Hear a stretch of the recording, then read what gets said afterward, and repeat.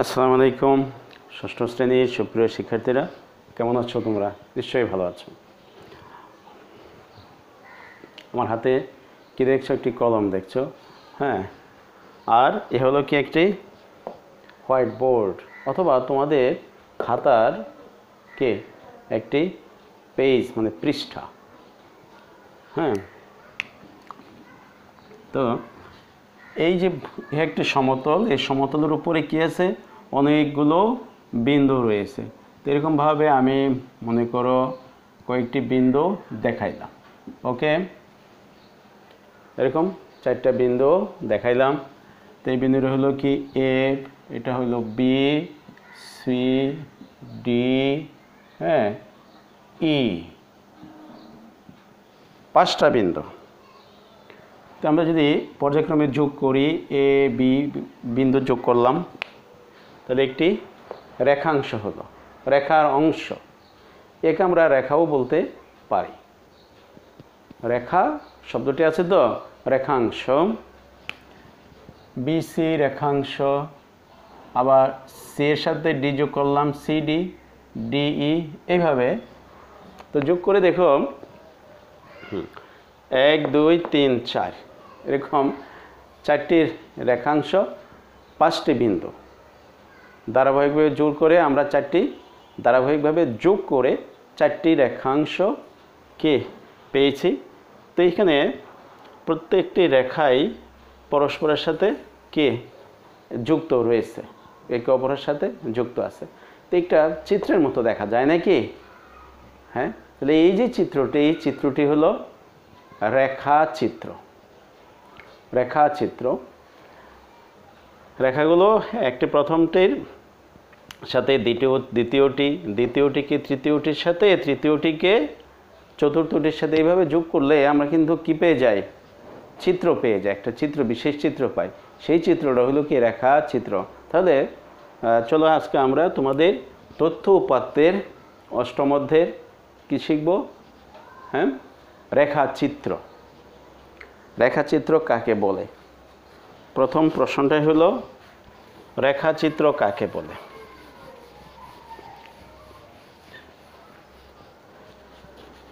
যে চিত্রের মাধ্যমে তথ্য উপাত্তকে প্রকাশ করা যায়, হ্যাঁ, জ্যামিতিক চিত্র। যে জ্যামিতিক চিত্রের মাধ্যমে তথ্য উপাত্তকে সহজ, সুন্দরভাবে ও আকর্ষণীয়ভাবে প্রকাশ করা যায়, উপস্থাপন করা যায়, তাকে বলা হয় রেখাচিত্র। তাহলে সংজ্ঞাটা আমরা রেখাচিত্রের সংজ্ঞাটা দেওয়ার চেষ্টা করি। হ্যাঁ, যে বিশেষ জ্যামিতিক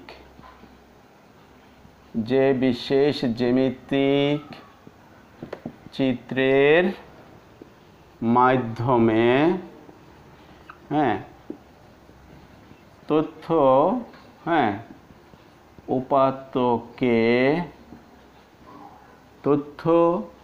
উপাত্তকে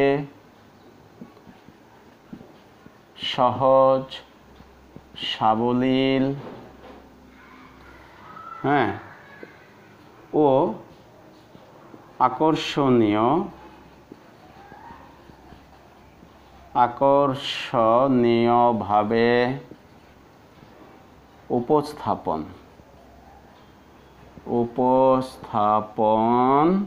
করা যায়, তাকে রেখাচিত্র বলে। আমরা কিন্তু রেখাচিত্রের কি ডেফিনেশনটা দেওয়ার চেষ্টা কিন্তু আমরা করেছি। ইহা একটি কি বিশেষ লেখচিত্র।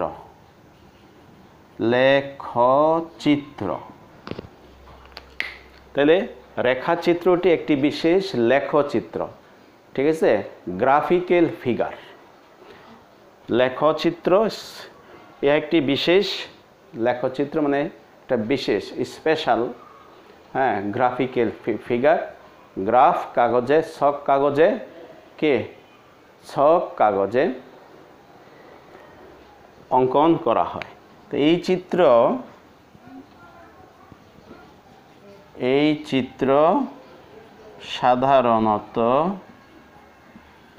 সাধারণত ছক কাগজ বা গ্রাফ কাগজে কি, গ্রাফ কাগজে বা হ্যাঁ গ্রাফ কাগজে আঁকা হয়।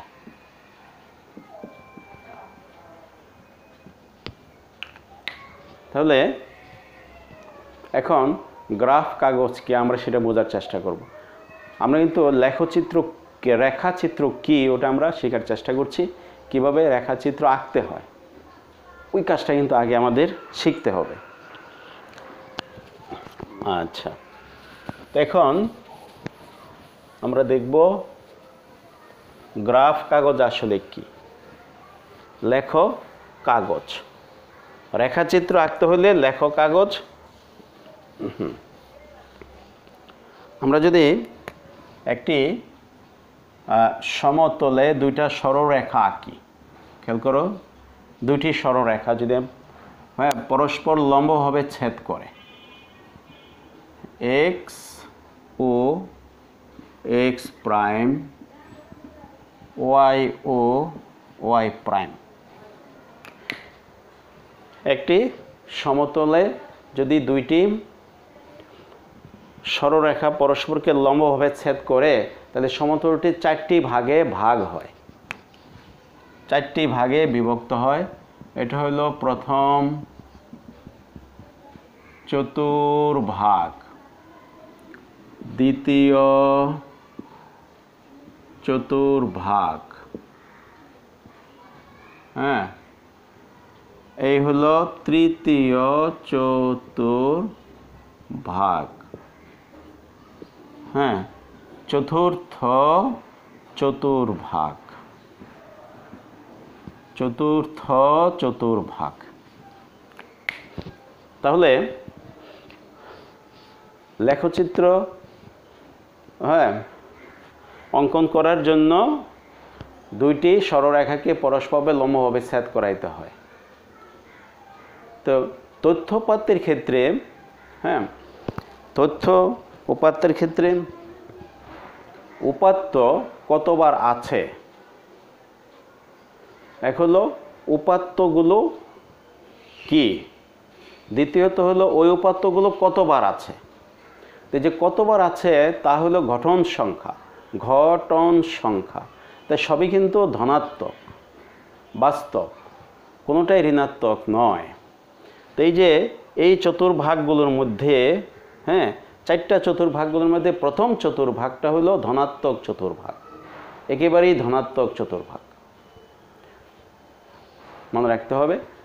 হ্যাঁ, তাহলে রেখাচিত্র অঙ্কন করার জন্য প্রথম চতুর্ভাগটা ব্যবহৃত হয়ে থাকে, প্রথম চতুর্ভাগ ব্যবহৃত হয়। এই আমরা কি করব, অন্য 3টা চতুর্ভাগকে মুছে দিব, প্রথম চতুর্ভাগটা আমরা ব্যবহার করব। এই যে দুটি সরলরেখা কোনো একটা বিন্দুতে লম্বভাবে ছেদ করলো, সেই বিন্দুটা হলো ও বিন্দু, মানে মূল বিন্দু, খারাপভাবে ছেদ করলো। এই প্রথম চতুর্ভাগটা হলো কি চতুর্ভাগ, এটা ধনাত্মক চতুর্ভাগ, এটা হলো কি চতুর্ভাগ, ধনাত্মক চতুর্ভাগ।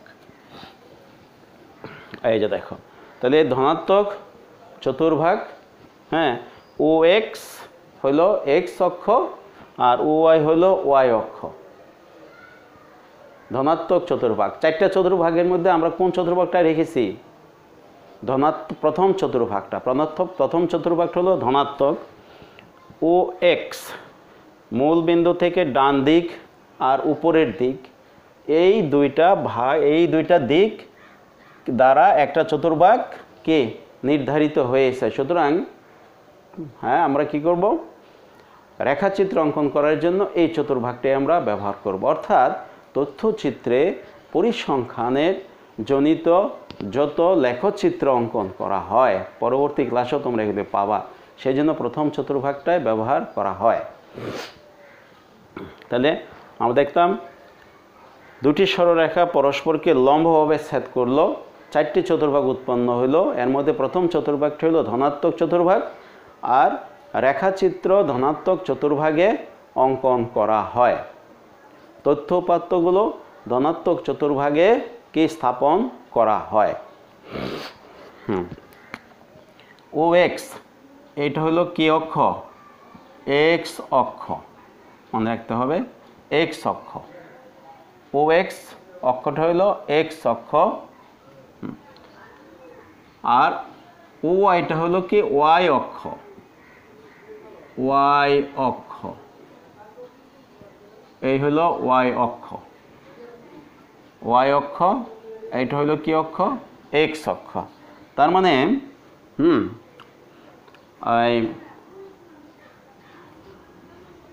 রেখাচিত্রের জন্য লেখ অঙ্কনের মাধ্যমে যে চিত্র কি নির্দেশিত হয়, যে চিত্রটি উপস্থাপিত হয়, উপাত্তগুলো ধনাত্মক, উপাত্ত সংখ্যা ধনাত্মক। তাই রেখাচিত্র অঙ্কনের জন্য ধনাত্মক চতুর্ভাগটি ব্যবহৃত হয়ে থাকে। ছক কাগজের ধনাত্মক চতুর্ভাগ ব্যবহৃত হয় লেখচিত্রের জন্য। আচ্ছা, সবাই এভাবে লেখো। রেখাচিত্র অঙ্কনের জন্য ছক কাগজের স্থানাঙ্কের জন্য স্থানাঙ্কিত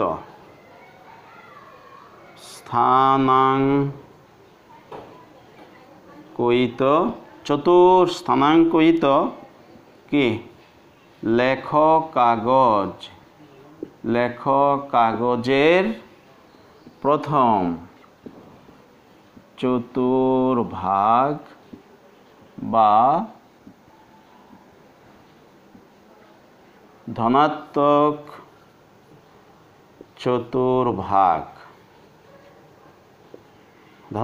চতুর্ভাগ ব্যবহৃত হয়।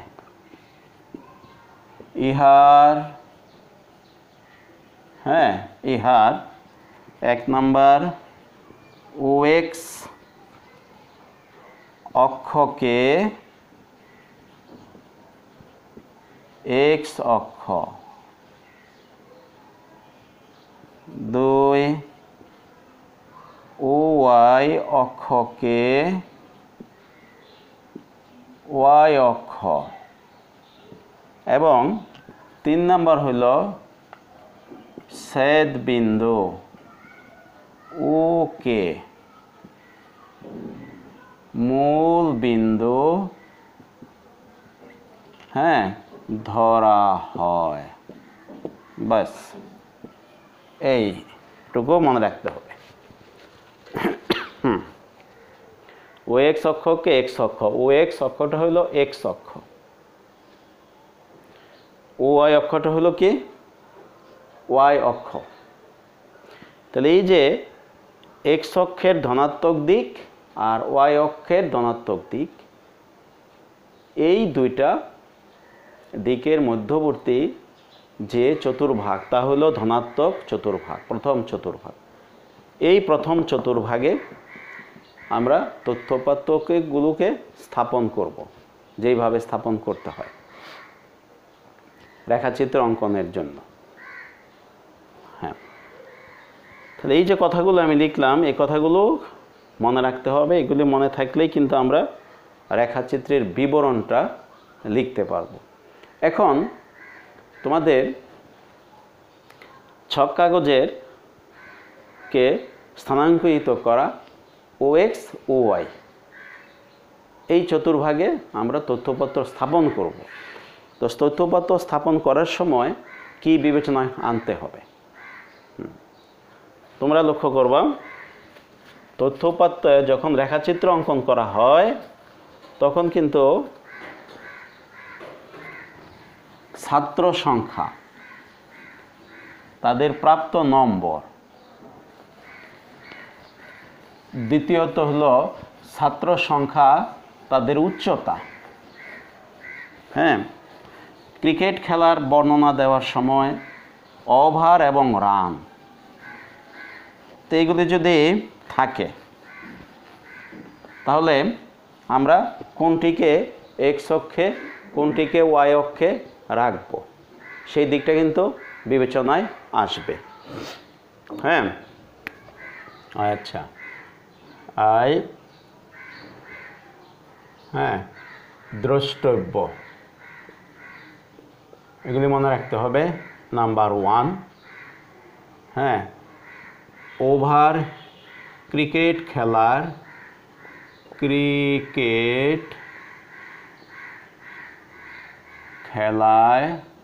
হ্যাঁ, ওভার থাকে না, ওভারকে এক্স অক্ষে আর রানকে ওয়াই অক্ষে বসানো হয়, মনে রাখতে হবে। ওভার দেওয়া থাকবে, প্রথম ওভার, দ্বিতীয় ওভার, তৃতীয় ওভার ইত্যাদি, আর রানকে আমরা রাখবো ওয়াই অক্ষে বসাইব।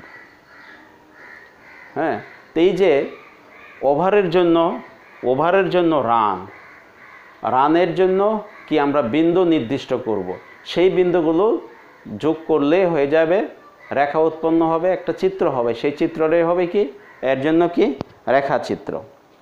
ঠিক আছে? আচ্ছা, শিক্ষার্থী উচ্চতা 2 নম্বর যদি এরকম থাকে, শিক্ষার্থী আর হলো উচ্চতা, তাহলে কি করবে খেয়াল করো, শিক্ষার্থীকে, হ্যাঁ, এক্স অক্ষে,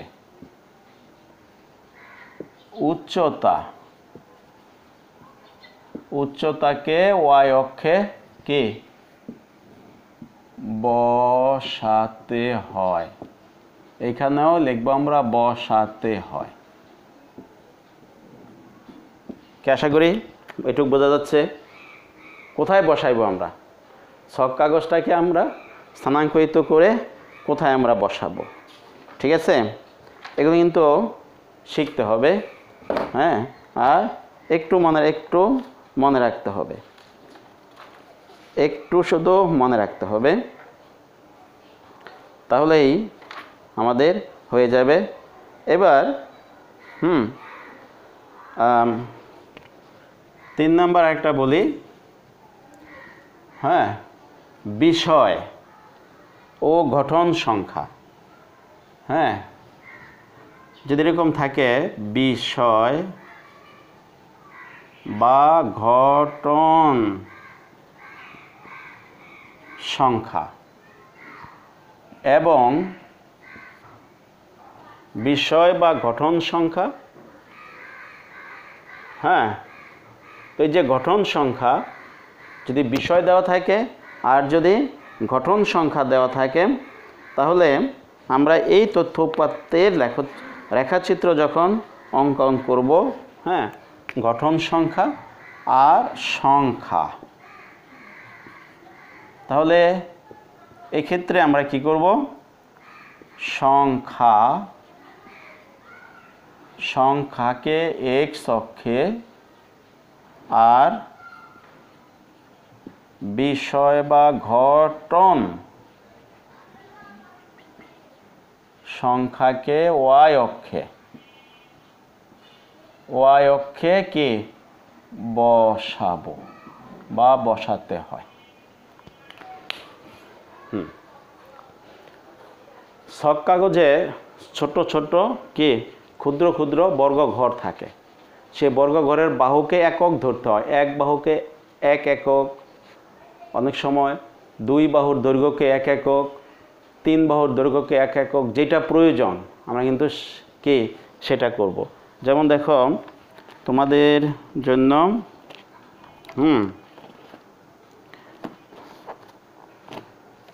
ছক কাগজ বা গ্রাফ পেপার, ছক কাগজ বা গ্রাফ পেপার, তোমরা নিশ্চয়ই ছক কাগজ ক্ষুদ্র ক্ষুদ্র ঘরযুক্ত থাকে,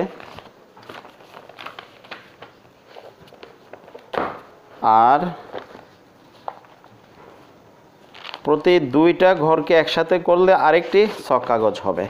এই যে দেখো ছক কাগজ, সাদা রঙেরও থাকতে পারে, এরকম আংশিক সবুজ রঙেরও থাকতে পারে।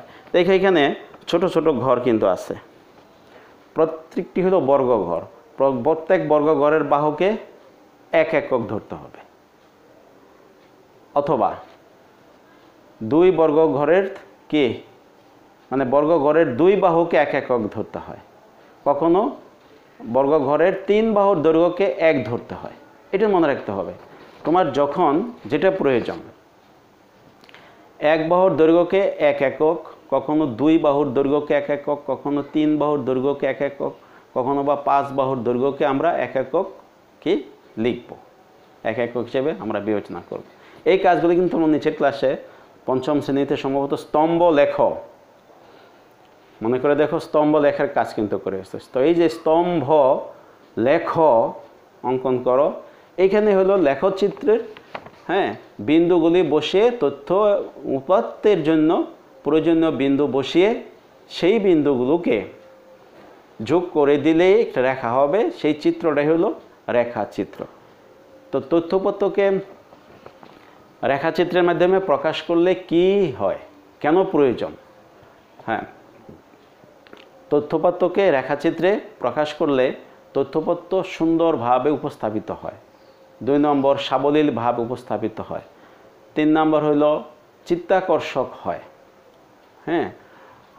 বুঝতে সুবিধা হয়, সহজে ব্যাখ্যা করা যায়। এই হলো তথ্যপত্রকে রেখাচিত্রের মাধ্যমে প্রকাশ করার কারণ বা প্রকাশ করার উপকারিতা। আমরা খুব সহজেই কিন্তু এই কাজটা করতে পারি। এখন আমি তোমাদের এইখানে এই মৌলিক ক্লাসটাতে তোমাদেরকে আমি কি করব, আমি কোনো অঙ্ক করে দেখাচ্ছি না, অনুশীলনের কোনো অঙ্ক নয়। অনুশীলনের অঙ্কটা আমার পরবর্তী যে কোনো ক্লাসে পাবা। পরবর্তী ক্লাসে কিন্তু সেই অঙ্কের জন্য পরবর্তী ক্লাসে কিন্তু আমরা যাব। এখন একটা ছক কাগজ আমরা বলছিলাম যে চতুর্ভাগ, কোন চতুর্ভাগটা আমরা ব্যবহার করব? প্রথম চতুর্ভাগ। এই হলো OX মানে X অক্ষ, OYটা হলো Y অক্ষ। এখন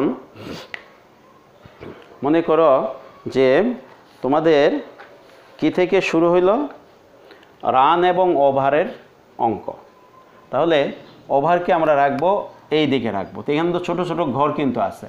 তোমাদের ছক কাগজটা কিন্তু এরকম ছোটো ছোটো ঘর দেওয়া থাকবে, বর্গ ঘর। আমরা কয়েকটা বর্গ ঘর আঁকার চেষ্টা করি। তোমাদের পরীক্ষাতেও কিন্তু এরকম ছক কাগজ সরবরাহ করা হবে, যে ছক কাগজ এরকম ঘর কি করে নিতে হবে, এরকম ঘর কি করে নিতে হবে না, এরকম ঘর করে নিতে হবে না। এই হলো ছক কাগজ। আমরা নিচের টুকু বাম পাশের টুকু বাদ দিয়েছি, এটা ধনাত্মক চতুর্ভাগ। এখন এই যদি হয় ওভার, যদি হয় ওভার, এটা প্রথম ওভার, মনে করো দ্বিতীয় ওভার, এটা তৃতীয় ওভার, এটা চতুর্থ ওভার ইত্যাদি, বা এটা হলো পঞ্চম ওভার। এগুলো হলো ওভার, ক্রিকেট খেলায় ওভার। আর এদিকে তাহলে এক্স অক্ষ বরাবর বসাইব ওভার, প্রথম ওভারে, দ্বিতীয় ওভার, তৃতীয় ওভার। আর এই প্রত্যেকটা যদি রান হয়, এদিকে হলো রান, উপরের দিকে আমরা বসাইব ওয়াই অক্ষ বরাবর বসাইব রান, কে বসাইব এইভাবে। তাহলে এখানে যদি হয় 5 রান, এটা 10 রান, 15 রান, 20 রান, এরকম 25 রান। আচ্ছা, এখন খেয়াল করো, প্রথম ওভারে একজন ক্রিকেটার, বাংলাদেশের একজন বোলার মুস্তাফিজুর রহমান, ঠিক আছে, বা শান্ত, হ্যাঁ, বা মাশরাফি প্রথম ওভারে কত রান দিল? বোলাররা রান দিবে আর ব্যাটসম্যানরা রান নিবে। তাহলে প্রথম ওভারে রান হয়ে গেল মনে করো 10 রান। তাহলে এই দেখো এলো প্রথম ওভার, এই ঘরে এখানে 5, দ্বিতীয় ঘরে 10, তাহলে হলো এই বিন্দুটা আমরা নির্দিষ্ট করলাম। ওই যে আমরা বিন্দু নির্দিষ্ট করব, হ্যাঁ, দ্বিতীয় ওভারে হয়েছে মনে করো 5 রান, তৃতীয় ওভারে হয়েছে 20 রান মনে করো, চতুর্থ ওভারে হয়েছে আবার 10 রান মনে করো। আচ্ছা, পঞ্চম ওভারে হয়েছে মনে করো, পঞ্চম ওভারে হয়েছে কত রান? পঞ্চম ওভারে হয়েছে 16 রান। তাহলে এইখানে 15-র একটু উপরে 16। তাহলে এই যে রানের জন্য আমরা ওয়াই অক্ষ বরাবর উপরের দিকে উঠতেছি, ওভারগুলো বসাইছি নিচে অক্ষে। তাহলে মনে রাখতে হবে এক্স অক্ষে আমরা কোন উপাত্ত বসাবো যেগুলো নির্দিষ্ট, ঠিক আছে, আর ওয়াই অক্ষে বসাইবো যেগুলি কি অনির্দিষ্ট, কমতে পারে বাড়তে পারে।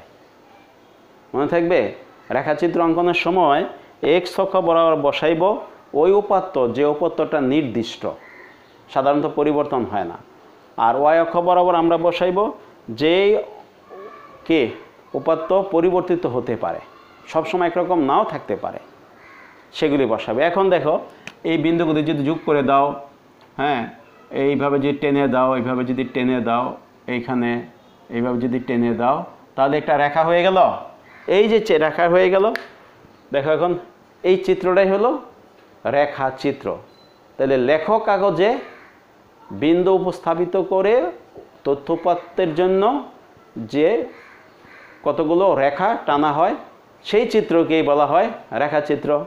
আশা করি রেখাচিত্র অঙ্কনের মূল বিষয়টা তোমরা কি বুঝতে পারছো। এই ভিডিওটা কিন্তু ভালোভাবে দেখবে, শুরু থেকে শেষ পর্যন্ত কথাগুলো শুনবে, বোঝার চেষ্টা করবে, হ্যাঁ, খুব ভালোভাবে বোঝার চেষ্টা করবে, তাহলেই হ্যাঁ হয়ে যাবে।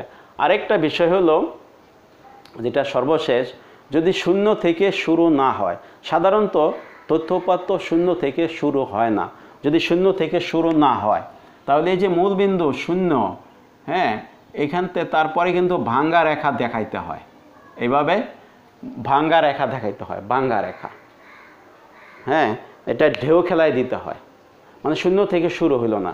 তাহলে শূন্য থেকে এই পর্যন্ত ঘরগুলি আছে তা বোঝানো হয়, এই জন্য ভাঙ্গা রেখা ব্যবহৃত হয়ে থাকে। আশা করি সুপ্রিয় শিক্ষার্থীরা, হ্যাঁ, রেখাচিত্র অঙ্কনের জন্য এই মৌলিক ক্লাসটা তোমরা কি বুঝতে পেরেছো। তো সবাই সুস্থ থাকো, ভালো থাকো, নিরাপদে থাকো।